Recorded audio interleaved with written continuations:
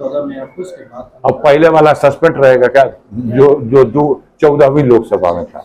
ये बताइए कि ये 2 बार का, अगर 3 बार सांसद है, 2 बार लगातार तो यही कहिए, इसमें छुपाते हैं आप। जो है केंद्र और राज्य में जो है आपकी सरकार नहीं है, जो हालांकि वादे आपने किए थे उसे कैसे पूरा करें? कौन सा वादा आपको हमारा याद है?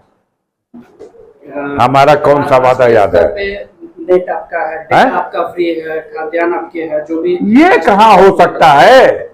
ये सरकार के खजाने से था। 1 लाख रुपया हर गरीब महिला को दे देंगे, ये सरकार के खजाने से था।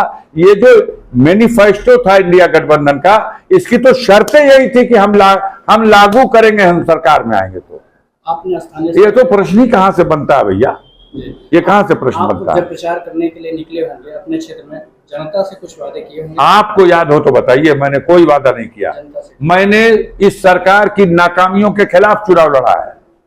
जो मेरा काम है वो मैं करता रहता हूं। जनता सवाल नहीं करती, प्रेस सवाल करती है। ये प्रेस सवाल करना चाहिए सत्ता में बैठे हुए लोगों का। एक सांसद बड़ा है कि सरकार बड़ी है? सवाल सरकार से नहीं, सवाल सांसद से करेंगे। हम जनता के बीच में ये सवाल लाते थे कि ये सरकार फेलियर है, महंगाई के सवाल पर, बेरोजगारी के सवाल पर, भ्रष्टाचार के सवाल पर।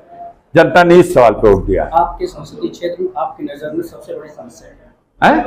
आपके नजर में आपके संसदीय क्षेत्र में सबसे बड़ी समस्या क्या है, जिसका आप निदान करें? नहीं, गाजीपुर में पूरे देश में जो समस्या है उस समस्या से परे नहीं है। बेरोजगारी की समस्या, महंगाई की समस्या। हमारे यहाँ का 40 रुपए लीटर डीजल पेट्रोल बिक रहा क्या? सारे देश में जो महंगाई है उससे हमारे देश के क्षेत्र की जनता त्रस्त है। बेरोजगारी हमारे क्षेत्र में भी है। भ्रष्टाचार, बेईमानी, हर सरकारी अफसरों में बैठे हुए अधिकारी लूट रहे हैं। ये सारे देश में समस्या है। लड़ा जाएगा इन सवालों को लेकर के, उनको बेनकाब किया जाएगा। अग्निवीर की भी समस्या है। संसद जी, आपकी 3 प्राथमिकताएं क्या आपके अपने संसदीय क्षेत्र के लिए? मैंने अरमान पाल रखा है कि गाजीपुर में 300 साढ़े 300 से भी अधिक डिग्री कॉलेजेस हैं। एक विश्वविद्यालय गाजीपुर को चाहिए। मेडिकल कॉलेज का ये नकली मेडिकल कॉलेज नहीं चाहिए। अगर चाहिए तो इसके साथ 200 डॉक्टरों की जो कमी है वो 200 डॉक्टरों को पूरा करना चाहिए। अस्पताल पर मेडिकल कॉलेज का बोर्ड लगा देना, ये गाजीपुर की जनता जानती है। आप अपना आंकड़ा गिना दीजिए। ये तो बात चिकित्सा के हो गई। अन्य क्षेत्रों में? अन्य क्षेत्रों में मेरी प्राथमिकता होगी कि यहाँ स्पोर्ट्स कॉलेज हो। एक और कोई इसके अलावा अन्य क्षेत्र से शिक्षा है? हमारे जनपद में जो सामंतवादी ताकतें हैं, जो पूंजीवादी ताकतें हैं, जिनको सरकार में बैठे हुए नेताओं का संरक्षण प्राप्त है और जो आए दिन गरीबों के मान सम्मान, उनकी इज्जत आबरू से खिलवाड़ करते हैं, ऐसे लोगों को लगाम लगानी चाहिए। ऐसे लोगों के द्वारा अगर गरीबों पर कहीं जुल्म अत्याचार होगा तो हमारी प्राथमिकता होगी उसे जन आंदोलन बना करके उनके खिलाफ कार्रवाई करानी चाहिए। लगातार आप यहाँ से 2 बार सांसद हुए, इसके पहले 1 बार और हुए, 3 बार सांसद रहे। कुछ ऐसी चीजें होंगी जो आप नहीं कर पाए होंगे, उसे आप पूरा करना चाहेंगे, तो ऐसा करें? अरे बताए तो कि हम नहीं कर पाए हैं यूनिवर्सिटी। हम उस यूनिवर्सिटी की चाहेंगे कि स्थापना हो। इस बार एक आंदोलन का रूप देंगे, डिमांड करेंगे, मांगेंगे और कोशिश करेंगे कि ये सरकार मजबूर हो। हमारे यहाँ उद्योग शून्य कैसे हो सकता है? उसका मानक सरकार ने तय कर रखा है। अफीम फैक्ट्री हमारे पास है और वो अफीम फैक्ट्री मोदी सरकार और भारत सरकार की देन नहीं है, वो अंग्रेजों की देन है।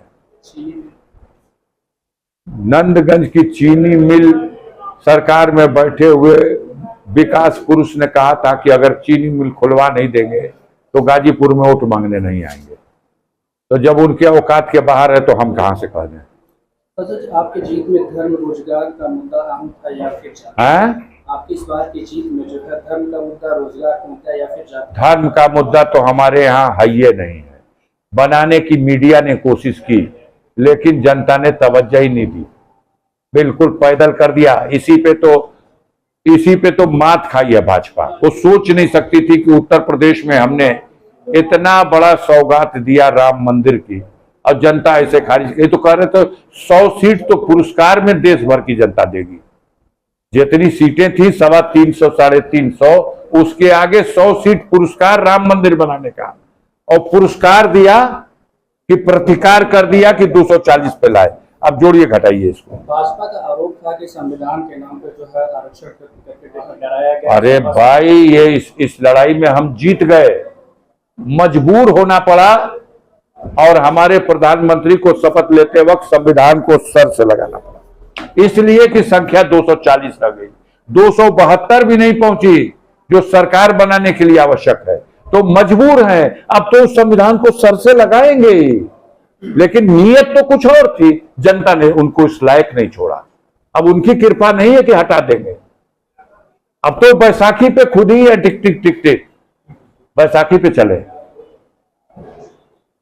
अब इस तरह से देखिएगा तो ये देख लीजिए, मोदी सरकार को पीछे से समर्थन देने वाली जो ताकतें थी, जनता ने उनको मिटा दिया।